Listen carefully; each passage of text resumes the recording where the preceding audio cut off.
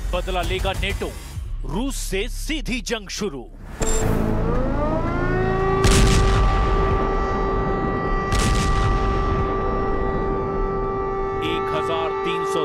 दिन से चल रहे रूस यूक्रेन युद्ध में अब हालात बद से बदतर होते जा रहे हैं। आप इसी से अंदाजा लगा सकते हैं कि यूक्रेन की राजधानी कीव पर 48 घंटे के अंदर 430 ड्रोन और 18 मिसाइलों से रूस ने हमले कर दिए हैं। इसमें स्कंदर और किंजल जैसी मिसाइलें भी शामिल हैं। खबर तो यहां तक है कि कीव में रूस के कयामती हवाई हमलों को देखकर अमेरिका और नेटो ने रूस से सीधी जंग की तैयारी युद्ध स्तर पर शुरू कर दी है, जबकि रूस ने पूर्वी यूक्रेन और दक्षिणी पूर्वी यूक्रेन पर हमले बेतहाशा बढ़ा दिए हैं। इस बीच नेटो देश रोमानिया में भी अब पूरे यूरोप में फैले नेटो देशों के हजारों सैनिकों ने भारी हथियार, लड़ाकू हेलीकॉप्टर के साथ एक बड़ा सैन्य अभ्यास शुरू कर दिया है। दावा तो यह भी है कि रूस के खिलाफ जर्मनी ने जो पूर्वी मोर्चा खोलने का ऐलान किया है, उसी के तहत रोमानिया ने भी बड़ा मोर्चा खोलने का ऐलान कर दिया। जबकि दूसरी तरफ पुतिन की रूसी सेना यूक्रेन के पोक्रोवस्क में कम से कम 100 मोर्चों पर यूक्रेनी सेना को रौंदने में जुटी हुई है। रूस हर हाल में पूर्वी यूक्रेन के डोनेस्क में लगभग 78% तक कब्जा कर चुका है।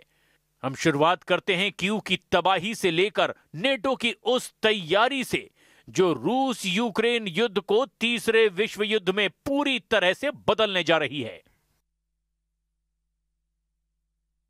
कीव पर कयामती हमला, 430 ड्रोन, 18 मिसाइलों से विनाश।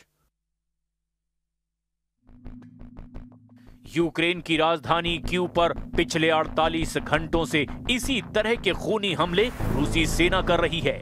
रूसी ड्रोन और मिसाइलों ने कीव के अंडर आने वाले 10 जिलों पर कम से कम 430 ड्रोन और 18 मिसाइलों से हमला किया है। खबर तो यहां तक है कि रूस हर हाल में कीव को तबाह कर देना चाहता है ताकि ज़ेलेंस्की के जंगी जुनून को खत्म किया जा सके।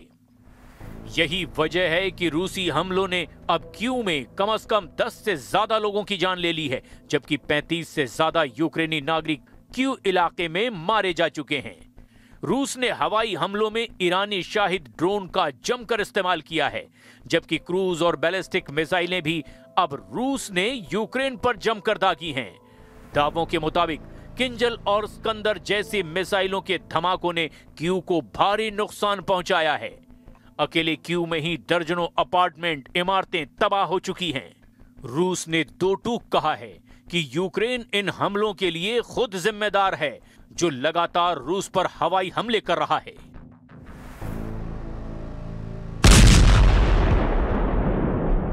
रोमानिया में नेटो सेना तैयार, रूस से सीधी जंग शुरू।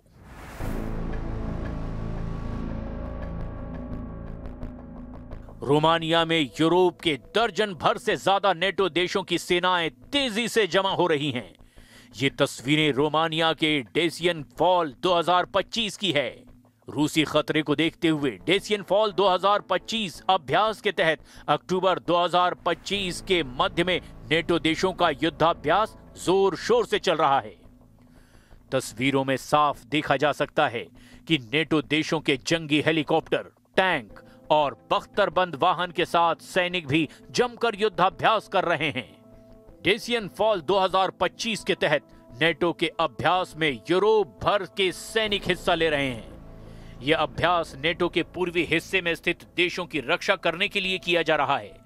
इसका मकसद हमले की स्थिति में रोमानिया और बुल्गारिया में सैनिकों को तेजी से भेजने का अभ्यास करना है। लगभग 2400 फ्रांसीसी सैनिकों के साथ साथ पोलैंड, स्पेन, पुर्तगाल और उत्तरी मैसेडोनिया सहित सहयोगी देशों की टुकड़ियां भी इसमें शामिल हुई हैं। रोमानिया की सीमा यूक्रेन से लगती है, जो 2022 से बड़े पैमाने पर रूसी आक्रमण से जूझ रहा है। 5 प्रमुख यूरोपीय नेटो देश जर्मनी, फ्रांस, इटली, पोलैंड और यूके ने रूसी ड्रोन और दूसरे हाइब्रिड खतरों से निपटने के लिए जोर शोर से तैयारियां शुरू कर दी है। Этих контактов больше не было между главами внешнеполитических служб наших стран достигнуто понимание необходимости регулярного общения. Оно важно для обсуждения украинского вопроса и для продвижения двусторонней повестки дня. Эти контакты будут продолжены. Они будут продолжены тогда, когда в этом появится необходимость. И при этом мы подтверждаем, и об этом также министр иностранных дел России Сергей Лавров. नेटो पर होगा रूसी हमला, जर्मनी के जनरल का खुलासा। पूर्वी यूक्रेन का डॉनबॉस इलाका रूसी सेना रौंद रही है। अमेरिका, नेटो, यूरोप के हथियार और कमांडरों के दांव पेचों को पुतिन की रूसी सेना पूरी तरह से फेल कर चुकी है। हालात ये हैं कि डॉनबॉस के डोनेस्क और लुहांस्क में इस वक्त रूसी सेना पूर्वी मोर्चा जीतने में जुटी हुई है। डोनेस्क के पोक्रोवस्क में 21 महीने से रूसी सेना कब्जा करने में जुटी है। आज यूक्रेन के पोक्रोवस्क में जेलेंस्की के साथ साथ राष्ट्रपति ट्रंप, नेटो चीफ मार्क रूटे समेत 32 देशों के राष्ट्र प्रमुखों की भी साख पर ऐसा बट्टा लग रहा है कि पूरा नेटो बिलबिलाने लगा है। यकीन करना मुश्किल है, लेकिन रूस ने पूर्वी यूक्रेन के सबसे मजबूत गढ़ में से एक पोक्रोवस्क में यूक्रेन और नेटो को धूल चटा दी है।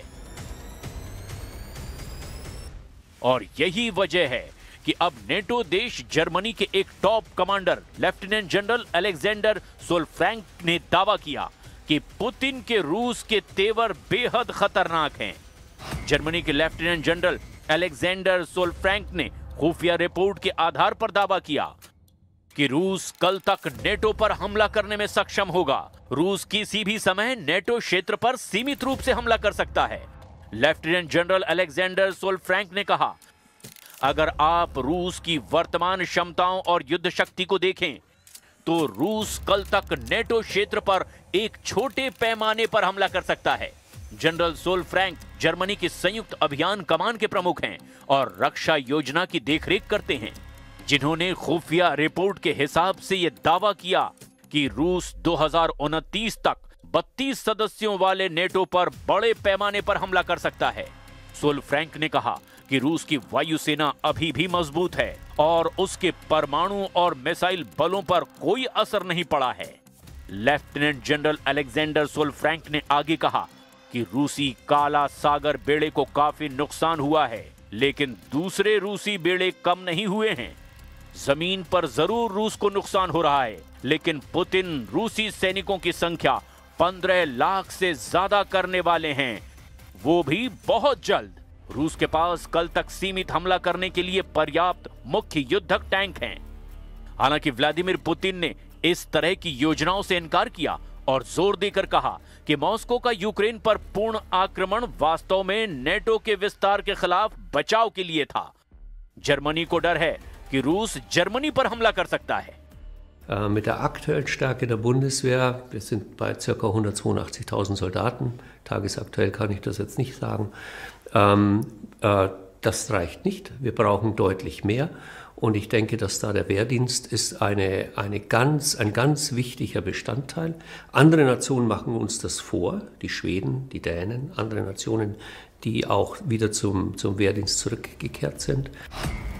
हमले को तैयार 1,35,000 रूसी सैनिक। कई कोशिशों के बावजूद रूस यूक्रेन के बीच जंग अब भी नहीं रुक पाई है। हालात ये हैं कि रूस यूक्रेन के पूर्वी हिस्सों में जहां कोहराम मचाए हुए है, तो दक्षिणी यूक्रेन में हमले बेहद तेज कर चुका है। पावलोका में भीषण लड़ाई जारी है। यूक्रेन की सेना का कहना है कि उसकी वीर ब्रिगेड मोर्चा संभाले हुए है, लेकिन किसी को यह नहीं पता कि यूक्रेन के वीर ब्रिगेड क्या वाकई में रूसी हमलों को रोक भी पा रहे हैं या नहीं। कुछ रिपोर्ट्स में यह भी दावा किया गया कि रूसी सैनिक पूर्व खाकोवका में पानी के रास्ते प्रिमोर्स्के में यूक्रेन की सीमाओं में सेंध लगाने की कोशिश कर रहे हैं और जापोरेजिया में रूसी सैनिकों के घने कोहरे का फायदा उठाकर यूक्रेनी क्षेत्र में और अंदर तक घुसने की कोशिश की गई है। ये खबरें आ रही है। ऐसे हालात में यूक्रेन अपने ऊपर से रूसी हमलों के दबाव को कम करने के लिए रूस की तेल रिफाइनरियों को निशाना बनाने में जुटा है। यूक्रेन ने दावा किया कि उसके लंबी दूरी के ड्रोन ने रूस के वोल्गोग्राद क्षेत्र की एक बड़ी तेल रिफाइनरी पर हमला किया है। ये रिफाइनरी रूस की प्रमुख ऊर्जा इकाई है। यूक्रेन का कहना है कि ऐसे हमले रूस की तेल आय को कम करने के लिए किए जा रहे हैं, लेकिन अगर नफे नुकसान का हिसाब लगाया जाए तो यूक्रेन को रूस ने भयंकर नुकसान पहुंचा दिया है। अकेले पोक्रोवस्क में ही यूक्रेनी नागरिकों और सेना का सफाया उसने लगभग कर ही डाला है।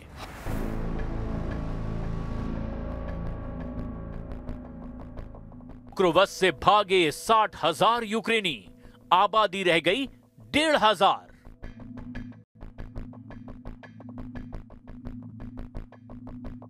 रूस के राष्ट्रपति व्लादिमीर पुतिन की नजर यूक्रेन के एक शहर पर है।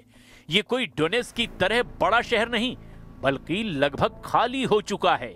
इस शहर का नाम है पोक्रोवस्क, जहां करीब 60,000 लोग रहते थे। लगातार बमबारी और 3 साल से जारी जंग के चलते यहां की आबादी 1,500 से भी नीचे आ गई है। यानी पोक्रोवस्क में अब लगभग कोई आम नागरिक नहीं बचा। इमारतें खंडहर हो चुकी हैं, सड़कें गड्ढों में तब्दील हो चुके हैं और विश्वविद्यालय तक बमबारी में तबाह हो चुके हैं। लेकिन रूस ने इस छोटे से शहर पर कब्जे के लिए करीब 1 लाख सैनिक तैनात कर दिए हैं। अब ऐसे हालात में देखना यह होगा कि रूस यूक्रेन पर इस तरह के कयामती हमले कब तक करता है और क्या अब यूक्रेन को बचाने के लिए नेटो सामने आएगा।